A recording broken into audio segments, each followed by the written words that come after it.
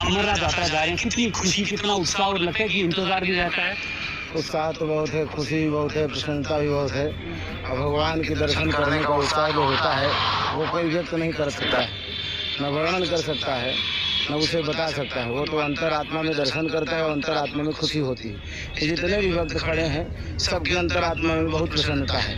और बाबा बर्फानी के दर्शन के लिए तो अधिक प्रसन्नता है। वो कहते हैं कि अंतर ध्यान हो गए, अंतर ध्यान नहीं हुए, वो वहीं पर उपस्थित हैं, विद्यमान हैं। वो तो एक प्रकृति की व्यवस्था है कि बर्फ से हिमलिंग बनना और पिघलना, ये तो कुछ समय की व्यवस्था है, वो हर समय की व्यवस्था नहीं है। लगता है कि बोले बाबा उसी अमर गुफा में विराजमान हैं, कण कण में बसते हैं बोले बाबा।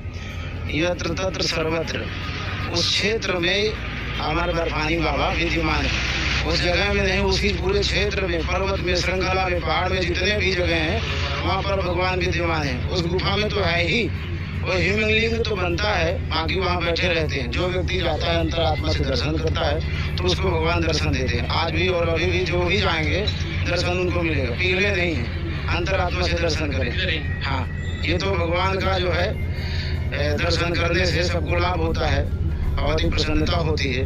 भगवान तो सबको दर्शन देते हैं।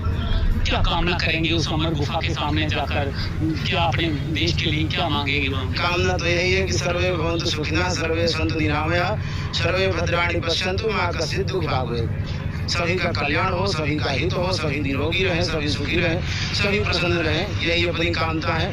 और संतों की और आचार्यों की, ब्राह्मणों की यही कामना रहती है, हमेशा दयावान रहते हैं कि सबका कल्याण हो, सबका जो है एक बार बोले बाबा के दर्शन जो है वो जरूर करने चाहिए। लगता है कि बार बार करें, ऐसा लगता है। जो न्यूज़ चैनलों में जो लोग देखते हैं और यहाँ के विषय में बताते हैं न्यूज़ चैनल वाले, तो ऐसा लगता है कि भगवान के स्थान में बार बार जो दर्शन करें, चाहे जितना परिश्रम पड़े, चाहे जितनी मेहनत पड़े, मेहनत करके, संघर्ष सहन करके वहाँ जाना चाहिए और दर्शन करना चाहिए। मानते हैं कि जब तक बोले बाबा का बुलावा नहीं होता है तब तक जितने मर्जी प्रयास किए जाए हम लोग नहीं जा सकते हैं। सारी मर्जियाँ विफल हो जाती हैं। कहते हैं भगवान की इच्छा बिना एक पत्ता भी नहीं हिलता है। कभी कभी आप लोग देखते होंगे कि हवा नहीं चलती तो एक कण भी नहीं हिलता, पत्ता भी नहीं हिलता। जब तक प्रभु की इच्छा नहीं होती तब तक कोई नहीं जा पाता है, न यहाँ दर्शन कर पाता है। लगता है कि व्यवस्था की बात की, कैसी व्यवस्था लगी? सिक्योरिटी फोर्सेस लगातार तैनात है।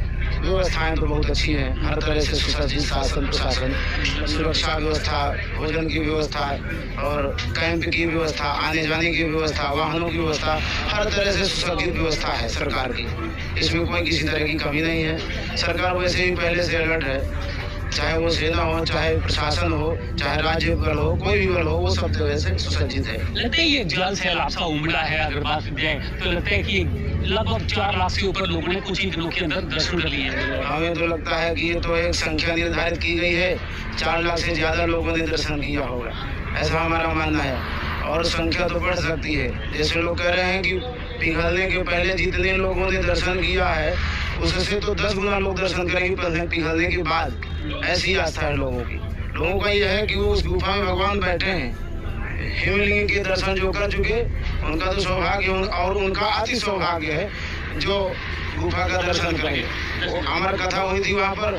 उस गुफा को पहले भगवान शिव ने निर्मित किया, माँ पार्वती को कथा सुनाई और उसके बाद फिर भृगु मुनि ने उसका पता लगाया, फिर कश्यप जी ने दर्शन पाया, फिर बूटा मलिक नामक एक चौरवाह ने उसको समाज में प्रचलित किया, तब ये स्थान जाना गया।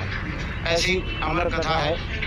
बोलो अमरनाथ महाराज की जय, अमरनाथ गुफा की, माता पार्वती की, शंकर भगवान की, हर